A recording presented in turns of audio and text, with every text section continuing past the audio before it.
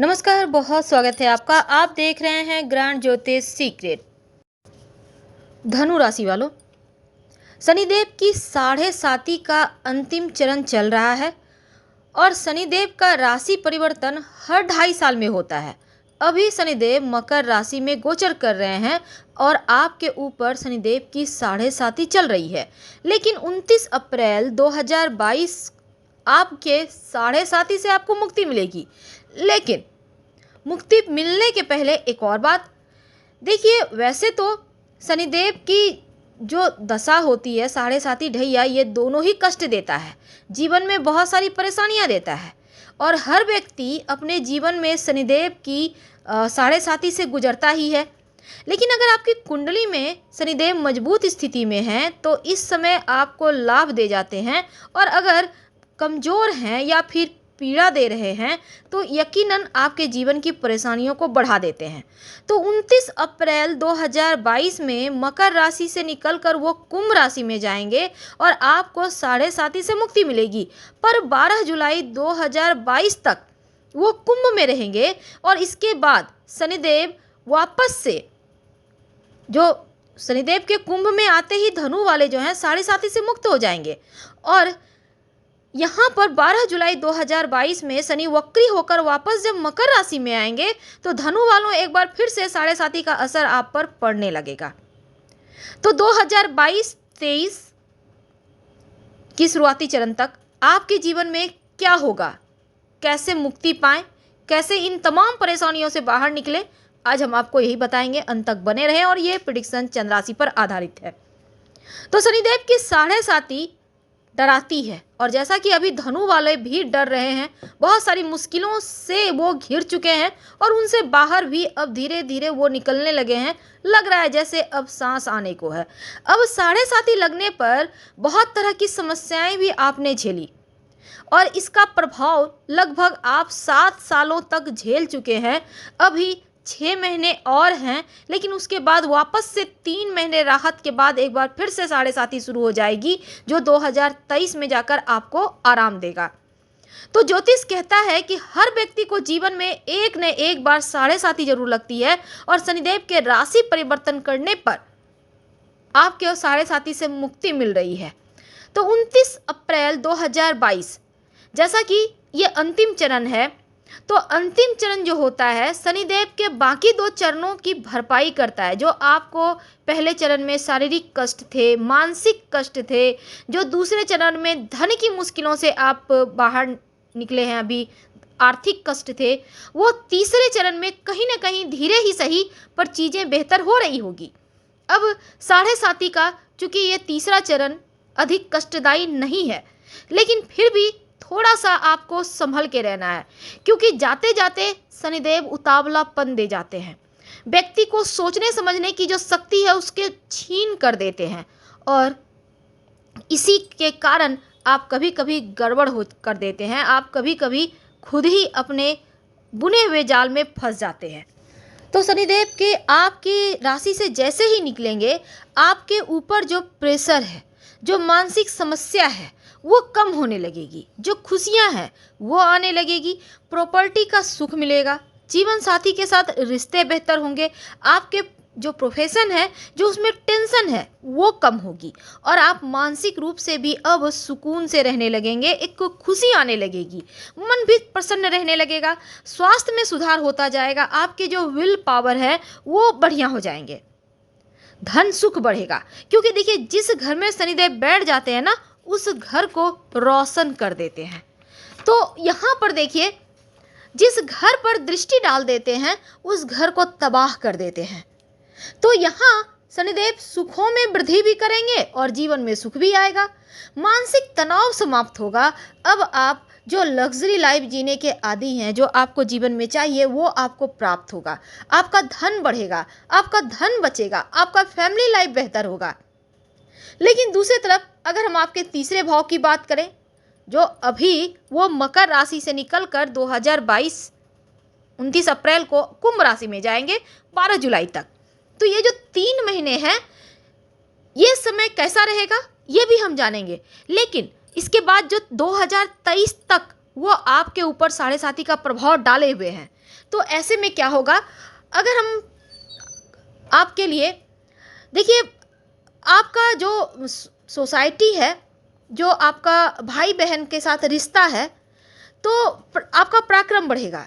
आप ज़्यादा अपने जो आपका समाज है वहाँ पर आप एक्टिव रहेंगे, लोगों के लिए आप समय निकालेंगे, आपका मान सम्मान भी बढ़ेगा, आपका पॉपुलैरिटी भी बढ़ेगा, आपका इमेज अच्छा रहेगा, आप फेमस होने लगेंगे धीरे धीरे। अब भाई बहन का सपोर्ट भी मिलता दिखता है, हालांकि धन भी आएगा और आप अभी तक जो छोटी मोटी बदनामियां थी, जो थोड़े टेंशन थे, वो समाप्त होगा, आपका पराक्रम बढ़ेगा। लेकिन अगर हम आपके चौथे भाव की बात करें तो पारिवारिक संबंध, गृहस्थ जीवन या माता प्रॉपर्टी का जो भाव है, चौथा भाव, यहाँ पर यह प्रभावित हो रहा है, क्योंकि 2023 तक शनिदेव की तीसरी दृष्टि इस भाव पर है। अब तीसरी जो दृष्टि है शनिदेव की, उसमें विष होता है। तो आप 3 महीने आपके लिए बढ़िया है, मई जून जुलाई, इस बीच आप कुछ करना चाहते हैं तो करें, लेकिन इसके बाद या इसके पहले प्रॉपर्टी में बिल्कुल भी पैसे इन्वेस्ट ना करें, वरना नुकसान होगा।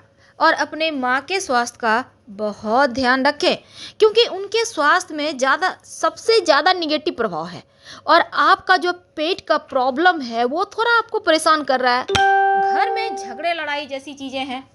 अब ऐसे में माँ के साथ थोड़ा सा मानसिक रूप से टेंशन है, तो अपने क्रोध पर काबू रखें, माँ के साथ रिश्ते को बेहतर करें, अपशब्द बिल्कुल भी ना बोलें। अगर आप रियल एस्टेट वगैरह में काम करते हैं तो इस समय इन चीज़ों को सीमित कर दें। अगर पारिवारिक जीवन में छोटे मोटे झगड़े हैं तो उसको टाल दें, और इस समय जितना ज़्यादा हो अपने राशि के स्वामी को मजबूत करें, क्योंकि आपके राशि के स्वामी गुरु है। तो भगवान श्री हरि विष्णु माँ लक्ष्मी की उपासना करें, विष्णु सहस्त्र नाम का पाठ करें, तो आपके लिए उत्तम रहेगा, बढ़िया रहेगा। अब अगर हम आपके पंचम भाव की बात करें तो लव लाइफ, संतान का भाव है, प्यार का भाव है, पढ़ाई का भाव है। अब यहाँ पर शनिदेव की चूंकि कोई दृष्टि नहीं है 2023 तक, तो नया रिश्ता बनेगा, आपका लव लाइफ भी बढ़िया है, थोड़े से फ्लर्टी आप दिख रहे हैं, हालांकि आप यात्राओं को करने वाले रहेंगे और एक दूसरे पर आपका ध्यान रहेगा। हालांकि इस समय एक्स्ट्रा मैरिटल अफेयर जैसी चीज़ें भी हैं, तो इनसे आपको बचना होगा। रिश्तों में सावधानी रखें, वफादारी रखें, ईमानदारी रखें, और दुख के रूप में जो साथ दे रहा है उसके साथ रहे।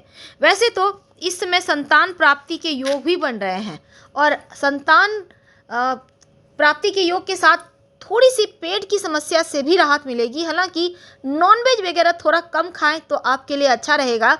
लेकिन आप छठे भाव की बात करें तो रोग, चोट, ऋण, कर्जे, शत्रु, मुकदमा का भाव है। अब इस समय आपके शत्रु भी परास्त होंगे, और कोर्ट केस वगैरह में अगर आप फंसे हुए थे तो वहाँ पर आपको विजयश्री मिलेगी। वैसे स्वास्थ्य उत्तम है।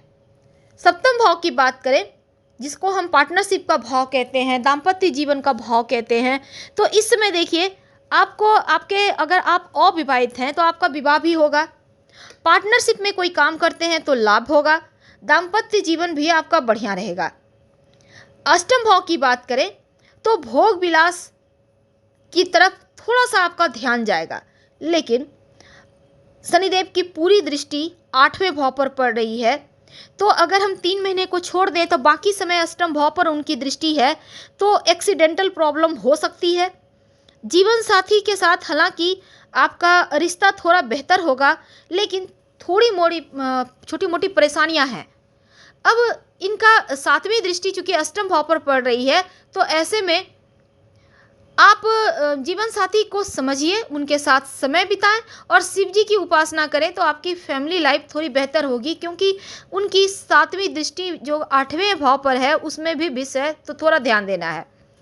संभव हो तो आप सोमवार के दिन दुर्घटना होने की संभावना ज़्यादा है, तो सफ़ेद कपड़े बिल्कुल भी ना पहने, खासकर सोमवार के दिन, और मन को कंट्रोल में रखें, गाड़ी खुद से ड्राइव ना करें, और कर रहे हैं तो संभल कर करें, और हो सकता है कि छोटी मोटी चोट चपेट ही पर लग जाए, तो जरा संभल के। 9वें भाव की बात करते हैं। हालांकि 2023 के बाद जो उनकी 8वीं दृष्टि है वो 9वें भाव पर रहेगी, लेकिन अभी 2023 तक भाग्य भाव आपका कहता है कि भाग्य साथ देगा। भाग्यवश आप दुर्घटनाओं से बचे रहेंगे, दैव योग से आप चीज़ों से बचे रहेंगे और भाग्य का साथ मिलने से जीवन में सुख समृद्धि बढ़ता चला जाएगा। दसम भाव की बात करते हैं, जो पिता का भाव है, प्रोफेशन का भाव है, तो उन्नति के मार्ग भी खुलेंगे और आपके प्रोफेशन में आप आगे बढ़ेंगे। मेहनत में बस कमी मत आने दीजिएगा, नहीं तो फिर आप फंसिएगा।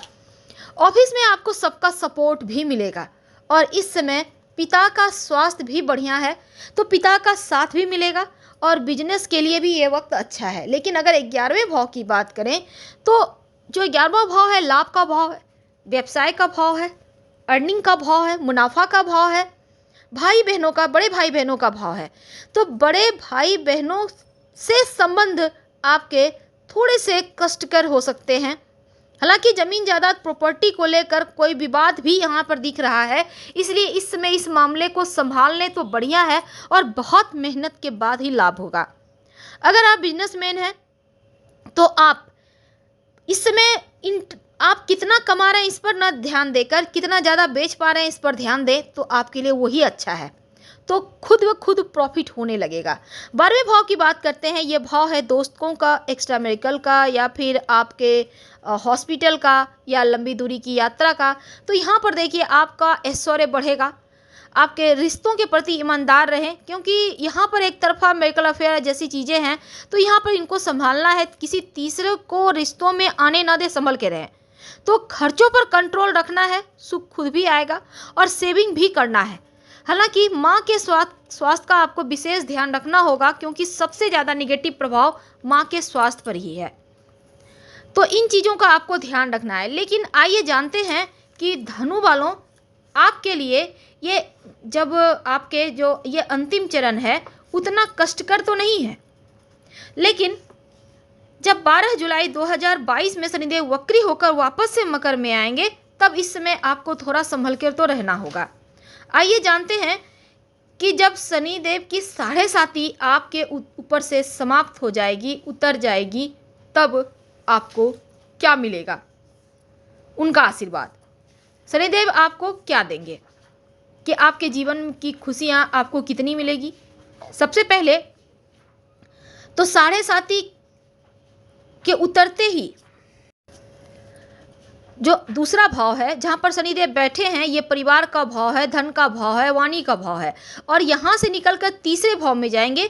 जो तीसरा भाव है वो आपके साहस का भाव है, भाई बहन का भाव है, यात्रा का भाव है। और इस जो वर्ष शुरुआत में शनिदेव आपके धन भाव में है, लेकिन अप्रैल से लेकर जुलाई तक आपके तीसरे भाव में रहेंगे और फिर अंत में वक्री होने के बाद आपके एक बार फिर से धन भाव में आ रहे हैं। तो धन के मामलों में औसत है, इस समय किसी को भी उधार ना दे और आप मना करिए, संकोच ना करें। आप प्रेम से कह सकते हैं हमारे पास नहीं है, क्योंकि गया हुआ पैसा वापस नहीं आएगा। अब यहाँ पर अगर हम आपकी कुंडली की बात करें तो धन हानि होने की संभावना बनी हुई है। तो इस कारण जैसे आपका कोई सामान चोरी ना हो जाए, कहीं कोई चीज़ में आप फंस ना जाए, आपने कुछ खरीदा है उसमें आपको लॉस लग जाए, तो ऐसी चीज़ें हो रही है। तो आपको यहाँ पर संभल के रहना है और प्रॉपर्टी वगैरह में भी आपको लॉस हो सकता है। तो ऐसे में सोच समझकर कोई भी काम करें, और ऐसी स्थिति आने की आशंका बनी हुई है। खासकर इस समय आपको किसी काम के लिए ज़मीन जायदाद मकान संपत्ति बेचनी न पड़ जाए, तो इसीलिए आपको अपने निवेश का सही तरीका से योजना बनाना है। हालांकि इस समय अपना मकान में प्रवेश करने की भी योग है, साथ ही आपके पास धन कमाने के कई मौके आएंगे। धन आने के एक से ज़्यादा स्रोत बनते भी दिखते हैं और अधिकतर समय आपके लिए लाभकारी रहेगा जैसे ही आपकी 7.5 2023 में हट जाएगी। खासकर जो व्यवसायी हैं उनके लिए ये समय लाभ देने वाला होगा। आप जितना मेहनत करेंगे उससे कहीं ज़्यादा आपको मौके मिलेंगे। और व्यापारी हैं तो कहीं पैसे इन्वेस्ट करेंगे, उसके लिए भी आपके लिए बढ़िया ऑफर आएंगे। आपके करियर की ओर आप ध्यान करके कोई काम करेंगे तो उसमें लाभ होगा। और स्वास्थ्य की दृष्टि से बात करें तो बड़ी समस्या ना होने का संकेत मिल रहे हैं, इसलिए आपको छोटी मोटी समस्याओं हैं तो ऐसी स्थिति में जटिलता से बचने के लिए तुरंत आप उपचार कर सकते हैं। क्या करें? एक तो शिव जी की ज़्यादा से ज़्यादा पूजा करें, अपने हाथों से पीपल के पेड़ लगाएं तो आपके लिए बढ़िया रहेगा। और कुल मिलाकर 1 साल और है, इसके बाद आपकी स्थिति उत्तम और उत्तम होती जाएगी।